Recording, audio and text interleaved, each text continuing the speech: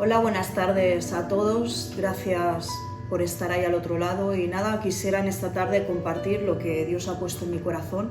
Y nada, espero haceros bien y quisiera empezar con el Salmo 91 del 9 al 16, que dice así: Si hacéis al Señor tu refugio y al Altísimo tu resguardo, ningún mal te conquistará, ninguna plaga se acercará a tu hogar, pues Él ordenará a sus ángeles que te protejan por donde vayas.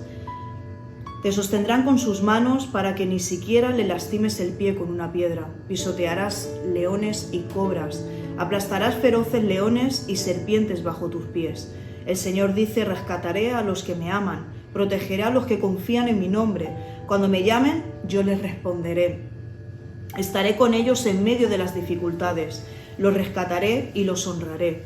Los recompensaré con una larga vida y les daré mi salvación. Esta sigue siendo promesa de Dios, sigue siendo palabra viva de Dios y que hoy nos anima a seguir confiando en Él. Y hoy quisiera hablar de un tema pues que Dios está tratando mi vida y qué mejor que poder compartirlo en este tiempo. Y este tema tiene que ver con la frustración. Y nos vamos a ir a Proverbios 4:23 y me gustaría leerlo en diferentes versiones, Nueva Traducción Viviente y luego Reina Valera, porque me parece interesante las dos. Y la Viviente habla así: sobre todas las cosas cuida tu corazón, porque este determina el rumbo de tu vida. Y en Reina Valera nos dice: sobre toda cosa guardada, guarda tu corazón, porque de él mana la vida. Del corazón dice que proviene tanto lo bueno como lo malo, ¿verdad? Y de lo que está lleno tu corazón es de lo que tú puedes dar a los demás. El corazón dice que tiene que cuidarse como el árbol que está plantado junto a corrientes de aguas. Las emociones están relacionadas con el corazón, ¿verdad? Y no debemos anularlas, porque si lo hiciéramos seríamos como robots. Es decir, seríamos personas frías, calculadoras, pero tampoco tenemos que dejar que las emociones nos controlen, sino tienen que ser dominadas y deben de ser sometidas y conducidas por la palabra de Dios. Vamos a leer otro versículo, Proverbios 17:22, que dice así: el corazón alegre es una buena medicina, pero el espíritu quebrantado consume las fuerzas. La frustración puede ser combatida con pensamientos alegres, positivos. El gozo dice que favorece a la salud, pero el espíritu triste dice que lo daña. La frustración también es admitir que hay una debilidad y qué hacer con esa debilidad. Dios tiene que traer a través de esa debilidad algo nuevo, y por medio de esa debilidad no dejemos tampoco que la frustración limite la visión de lo que Dios está o quiere hacer en nuestras vidas o a través de nuestras vidas. Hay poder en nuestra debilidad, porque dice que en nuestra debilidad Él se perfecciona. La fortaleza de Dios es nuestra fortaleza. Cuidemos de nuestras emociones y miremos con qué facilidad son afectadas por tantas cosas. Ahora, ahí donde estás, pregúntate cómo están siendo afectadas tus emociones a través de lo que tú estás viviendo. Pero déjame decirte algo: tú tienes decisión de llevar esos pensamientos cautivos a la obediencia de Dios. Y esto lo encontramos en 2 Corintios 10:5. Y a todo esto, ¿qué es la frustración? La frustración es un sentimiento de tristeza, decepción, incluso de rabia, al no poder satisfacer un deseo o una necesidad en nuestras vidas.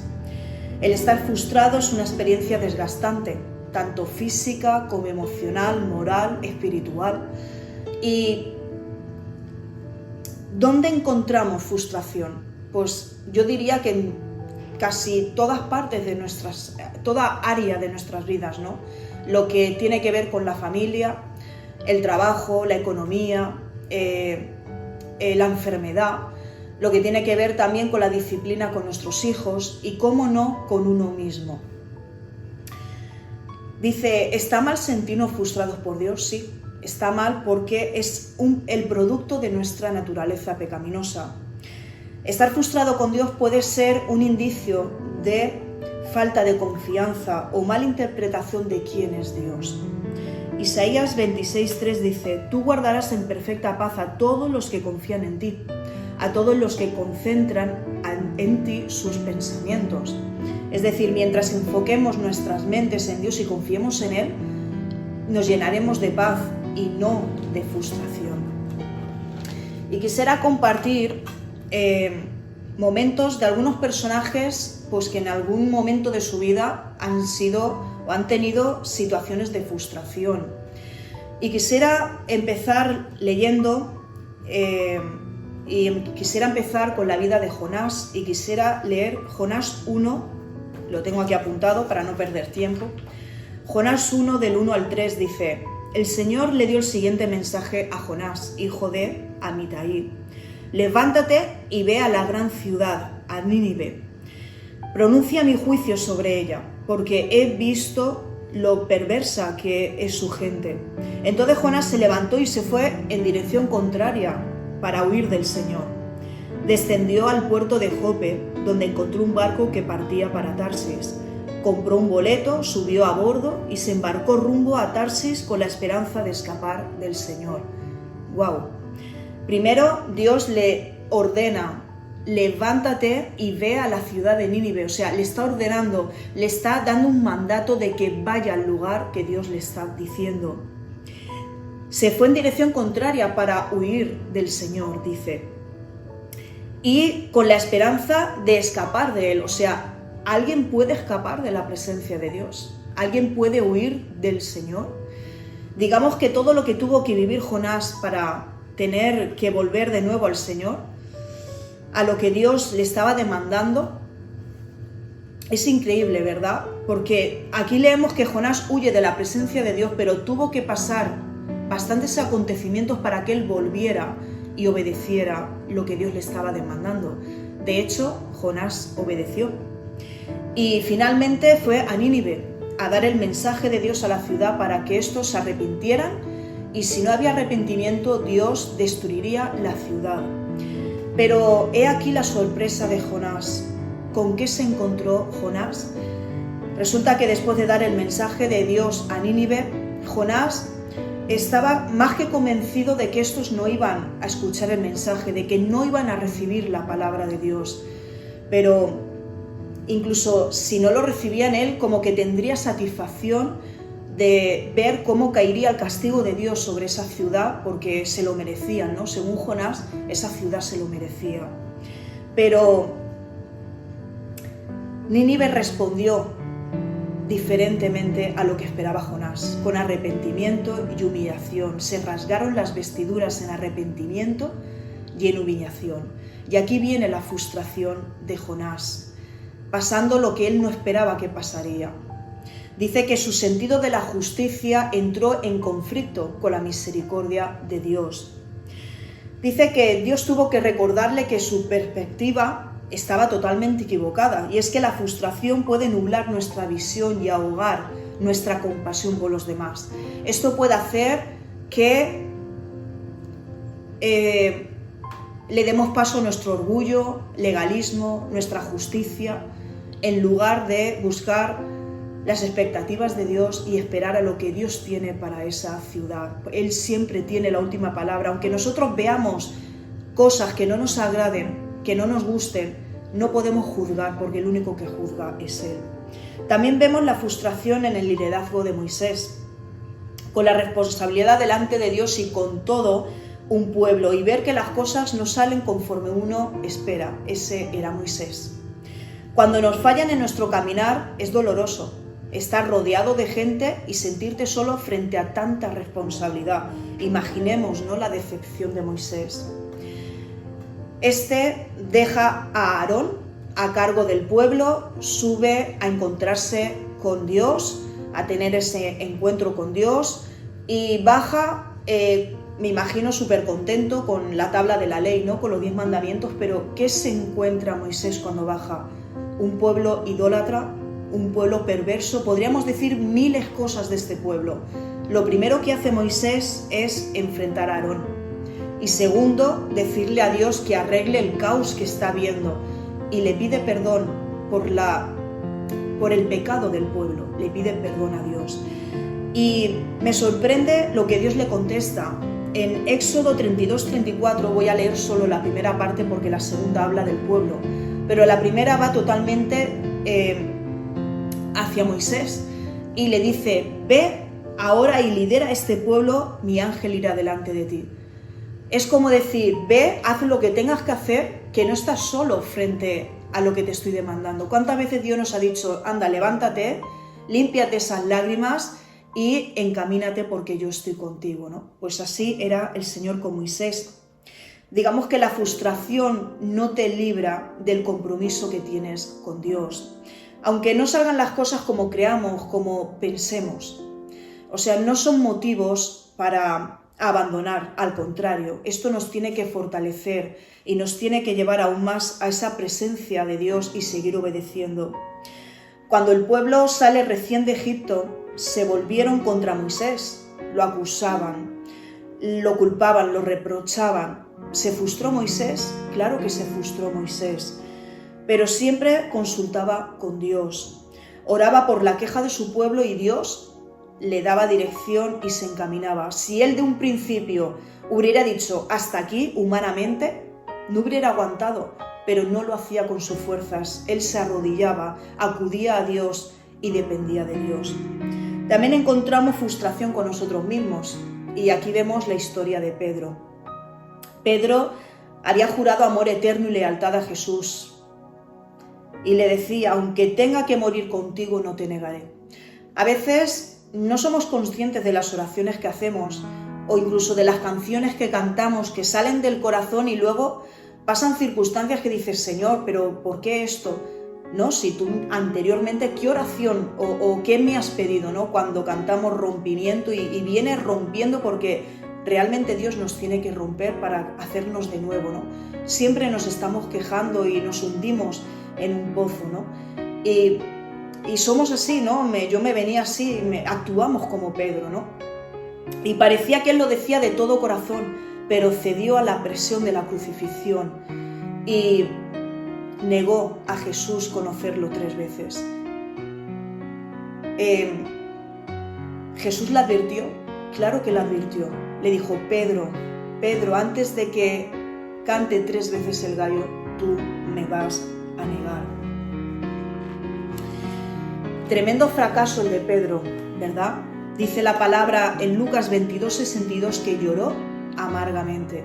Y para mí estas palabras de que lloró amargamente me hacen pensar en el Antiguo Testamento cuando se rasgaban las vestiduras en señal de duelo, en señal de sufrimiento o de arrepentimiento. Lloró amargamente. Para mí esto me hace ver o me hace sentir que tiene que hablar de un corazón cuando se desgarra delante de Dios. Y Dios hoy quiere corazones que clamen a Él, quiere que tu corazón y el mío se desgarre delante de su presencia. Y aquí vemos que bastó una sola mirada de Jesús, una mirada de gracia, para hacerle ver a Pedro anteriormente las palabras, hacerle recordar las palabras que Jesús le había dicho, mientras él pasaba con esa cruz cargándola a sus hombros. Aunque Pedro se deprimió por no cumplir sus expectativas, Jesús no se sorprendió, él sabía todo lo que iba a suceder. Él conocía el corazón de Pedro, pero lo llenó de gracia y él se arrepintió de su pecado. No dejemos que la frustración nos lleve a la desesperación. Humíllate, arrepiéntete, no te excuses, recibe el perdón y la gracia de Dios, pero por fe, no por sentimientos. Porque como dice Primera de Juan 1:9, si confesamos nuestros pecados, Él es fiel y justo para perdonar nuestros pecados y limpiarnos de toda maldad. Cuando tú vienes con un corazón verdaderamente arrepentido delante de Dios, no tienes que seguir con la culpa, no tienes que seguir con ese pecado porque ya tú lo has entregado, ya Dios te ha perdonado por gracia, Él te ha perdonado. Dice que nuestros pecados son llevados a las profundidades del mar. Él ya los ha olvidado. Lo que tenemos que hacer es intentar no tropezar en la misma piedra. Siempre tenemos que ir con un corazón arrepentido delante de Dios.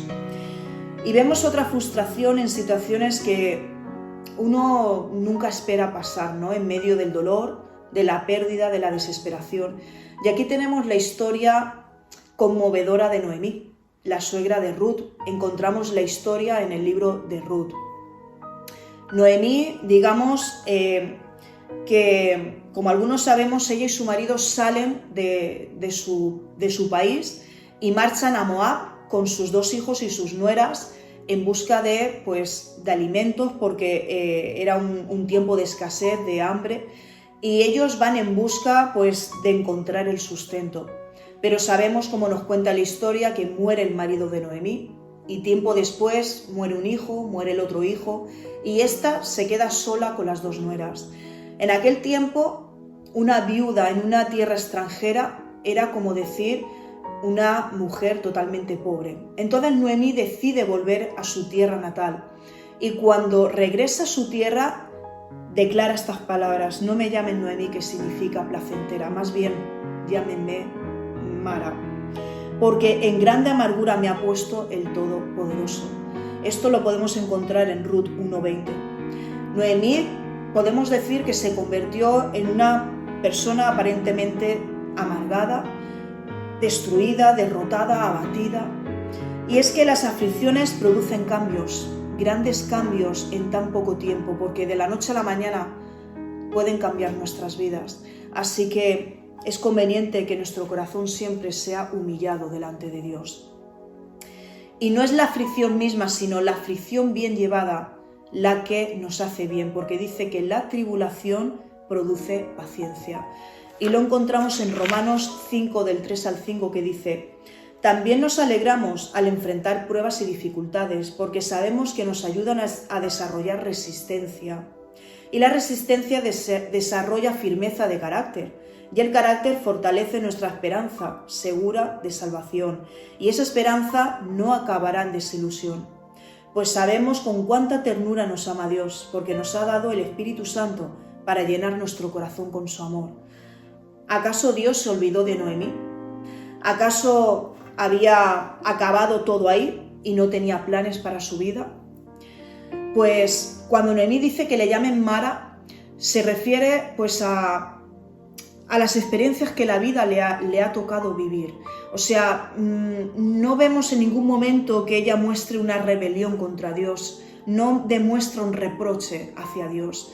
Digamos que en esos momentos ella vive un vacío de una pérdida, bueno, no solo una pérdida, 3 pérdidas. Ese vacío por el que ninguno de nosotros quisiéramos pasar, ¿no? Luego también, en cuanto a la economía, estaba viviendo escasez, y luego también sus manos no tenían nada que ofrecerle a sus nueras, sus manos estaban completamente vacías. Digamos que ella no perdió la fe en el Dios que la vació. Y digo en el Dios que la vació porque ella regresó al lugar de origen con sus manos vacías, y aparentemente parecía una mujer mucho más mayor del sufrimiento, de la tribulación, del dolor que estaba pasando. Y esas manos vacías Dios las volvió a llenar. Esta nuera que decidió seguir con ella, llamada Ruth, Dios tenía un propósito grande a través de su vida. Y ella, Noemí, en uno de los capítulos le llama hija mía. Se casa con un pariente y esta pues llega a formar parte de la descendencia de David, y nada más ni nada menos que de Jesús nuestro Salvador. Así que Dios tenía un propósito en la vida de Noemí y de Ruth. Hablamos aquí en esta historia del sentimiento de frustración en medio de las circunstancias de la vida y cómo llevar la aflicción a los pies de Jesús. A Él no se le escapa nada. Lo que para nosotros es una desgracia, para Él puede ser un propósito. Lo puede aprovechar para un propósito. Último ejemplo de frustración lo vemos en la vida de Marta. Una mujer afanada por los quehaceres, sin tener en cuenta lo que era en ese momento su prioridad, su necesidad, y hasta dónde deja llevar su frustración. No voy a leerlo, pero lo podéis encontrar, lo podéis leer en casa, Lucas 10, del 38 al 42. Dice que Jesús era amigo de María, Marta y de Lázaro. Jesús visita a María y Marta decide invitar a Jesús a comer. Y dice que ella estaba muy preocupada por los quehaceres, mientras tanto María deja todo lo que estaba haciendo se sienta a los pies del Maestro y empieza a escuchar su palabra. Pero esto hizo que se desbordara la frustración de Marta. Incluso le reprocha a Jesús y le dice: Señor, ¿no te da cuidado que mi hermana me deje servir sola? Dile pues que me ayude. Esta frustración en Marta vemos que no solo era con María, era también hacia Jesús. Le reprocha a Jesús que riña a su hermana. Entonces, la frustración hacia María es porque no estaba haciendo lo que Marta creía que tenía que hacer. Y hacia Jesús por no decirle nada a María. Y entonces esta situación Jesús aprovecha en decirle a Marta, a regañarle, a reprenderle, ¿no? En este sentido, le dice: Marta, estás muy afanada y estás turbada con muchas cosas. Digamos que su actitud no fue la correcta y sus acciones la llevaron a mantenerse en sus razones y en sus mentiras. Y es que el caso es que tantas cosas que turbaban a Marta no eran necesarias, no eran prioritarias, pero lo que más necesario era en ese momento para que ella se diera cuenta, o sea, no era necesario para ella. El caso es que tantas cosas, quiero decir, que turbaban a Marta no eran necesarias mientras descuidaba lo único que era necesario. Y era el estar postrada a los pies del Maestro. Y ahora vamos a ver 3 campos de batalla. Y la primera zona estratégica es la mente. Dice que la mayor parte de la guerra espiritual se libra en la mente del hombre. Dice que tiene que ver con el reconocimiento de un pensamiento cuando no es recto o cuando no concuerda con la verdad de Dios. Esos pensamientos Satanás los aprovechará y los aumentará, en este caso, en tu frustración, y irá a destruir tu vida. Cuando dejamos pasar un pensamiento en la mente, ese pensamiento, ¿dónde va luego? Al corazón. Esa sería la segunda zona estratégica de guerra. Tanto en lo físico como en lo espiritual, la cabeza y el corazón, dice que son los más vitales y vulnerables. Podemos perder un brazo, podemos perder una pierna en medio de una batalla, pero una herida en la cabeza o en la mente es crucial para una muerte segura. En un estado espiritual, nuestra cabeza y nuestro corazón también equivalen a una muerte segura. Son igualmente vulnerables y exigen la misma protección. No descuidemos nuestras actitudes. Recordemos a Pedro, Dios le había advertido anteriormente. ¿Cuántas veces Dios nos ha advertido antes de que vengan las dificultades? Lleva meses haciéndolo a través de hablarnos de la fe, hablarnos de los pensamientos, de esa relación con Él. Y cuando vienen las dificultades, entonces es cuando hay que ponerlo en práctica, ¿verdad? También nos habla de Marta, de los afanes. ¿Cuántas veces nos estamos afanando en lugar de ir a los pies del Maestro y descansar en Él y entregarle esos afanes y tener como prioridad esa relación con Dios? No descuidemos nuestras actitudes. Dios tiene emociones, es un Dios de emociones y nos dotó de ellas, pero el enemigo nos inspira a tener emociones negativas. ¿Y qué hace? Ejerce influencia sobre ellas en un alto grado. Y no tiene que ver con tu sabiduría, no tiene que ver con el lugar que ocupes, con quién seas. Sin un pensamiento somos seres humanos y un pensamiento, al cabo del día tenemos 1000 pensamientos, va a 100 por hora nuestra mente.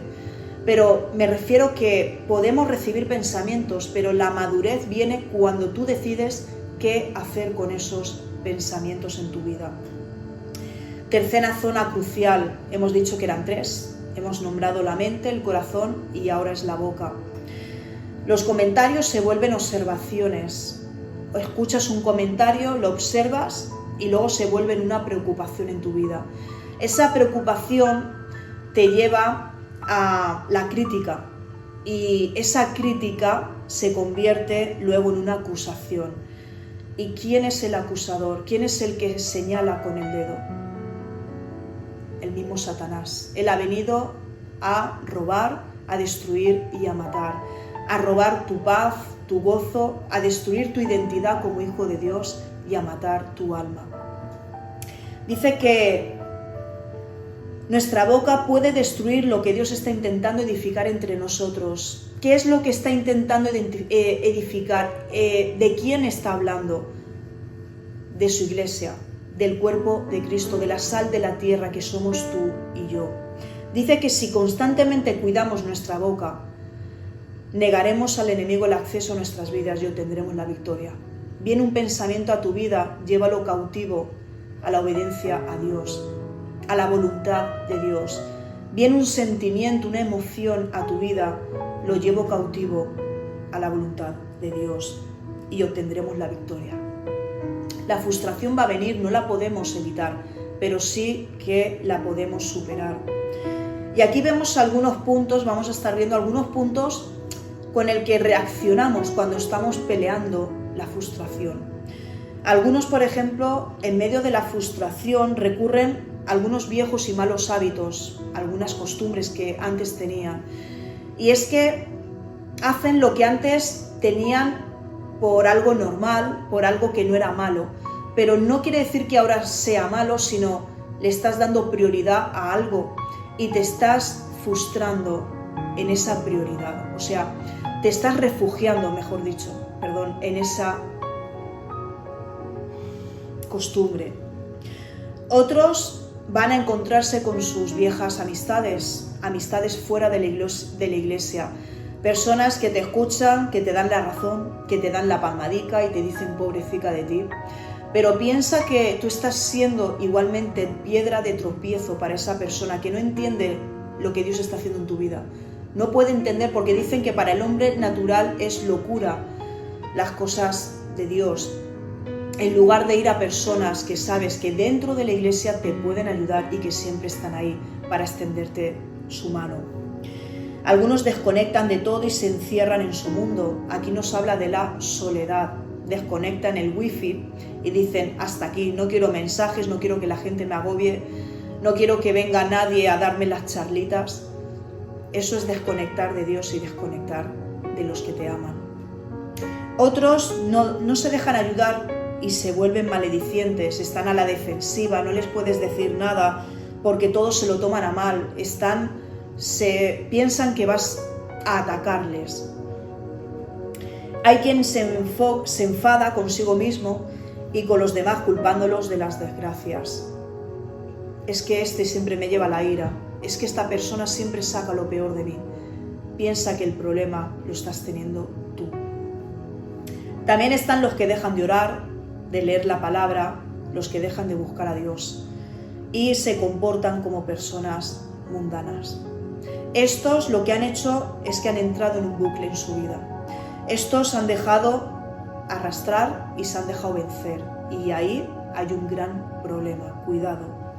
Cuando tengas esta clase de comportamiento, párate a pensar ¿a dónde me ha llevado esta frustración? ¿Dónde está mi problema? Porque el problema es de uno mismo. Dale la vuelta a este problema y dile todo lo contrario. En el lugar de la queja, bendice la frustración, volviéndolo en algo que puedas aprender y sobre todo pregúntale a Dios. En lugar de deprimirte, alaba a Dios y declárate en victoria. Declara palabra en tu casa, en tu familia, levanta altares de adoración y sé agradecida con Dios, agradecido. En lugar de enfadarte y tirar la toalla, que sería el camino fácil, di todo lo puedo en Cristo que me fortalece. Filipenses 4:13 dice, y sabemos que a los que aman a Dios, todas las cosas le ayudan para bien. Romanos 8:28. Es fácil decir todo esto, ¿verdad? Pero ahora lo tenemos que poner en práctica. Recordemos todo lo que en este tiempo Dios nos ha estado hablando, nos ha estado impulsando y ahora es tiempo de ponerlo en práctica. Domingos anteriores hemos escuchado a Benja que nos decía esa conexión diaria. Bien esté trabajando, bien esté estudiando, bien esté fregando, bien esté duchándome, por ejemplo. Todo lo que esté haciendo tiene que estar en torno a esa conexión con Dios. Es posible poder hacer eso. Lo tenemos que poner en práctica. Y luego también, anteriormente nos hablaba Yuri, de no conformarnos a este siglo, a este mundo, a los pensamientos de este mundo. No formamos parte de este mundo. Transformaos por medio de la renovación de vuestro entendimiento para que comprobemos cuál sea la buena voluntad de Dios, agradable y perfecta, porque Él tiene lo agradable y perfecto para ti, lo que está en la voluntad de Dios. Nuestro problema se encuentra en nuestro interior, entonces la solución tiene que venir de adentro hacia afuera. Pero también sabemos que no podemos hacerlo con nuestras fuerzas. Entonces es aquí donde nos damos cuenta cuán grande destrucción genera el pecado en nuestras vidas, en nuestras generaciones. Solo Dios en su infinita misericordia y su gracia puede proveer al hombre un corazón sensible, un corazón nuevo, donde pueda ver el pecado y su propia destrucción y ver cómo enfrentar eso. Y termino con 1 de Pedro 5, del 6 al 7, que dice así. Bueno, del 5 al 10.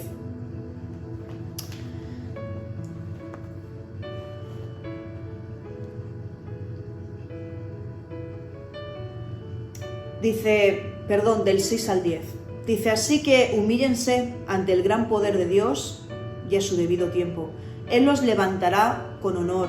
Pongan todas sus preocupaciones y ansiedades en la mano de Dios, porque Él cuida de ustedes. Estén alerta, cuídense de su gran enemigo el diablo, porque anda al acecho, como un león rugiente, buscando a quien devorar. Manténganse firmes contra él y sean fuertes en su fe. Recuerden que su familia de creyentes en todo el mundo también están pasando por el mismo sufrimiento, ¿verdad? En su bondad, Dios los llamó a ustedes a que participen de su gloria eterna por medio de Cristo Jesús. Entonces, después de que hayan sufrido un poco de tiempo, Él los restaurará, los sostendrá, los fortalecerá y los afirmará sobre un fundamento sólido. Es tiempo de creer en la palabra de Dios, es tiempo de acogernos a Él. Dios está contando contigo y conmigo. Y esto es lo que tenía para compartir. Espero haberos hecho bien. Y aquí seguimos estando el domingo a las 11, estaremos transmitiendo en directo. Y nada, deciros que vosotros valís mucho para Dios. Gracias por vuestro tiempo. Que Dios os bendiga.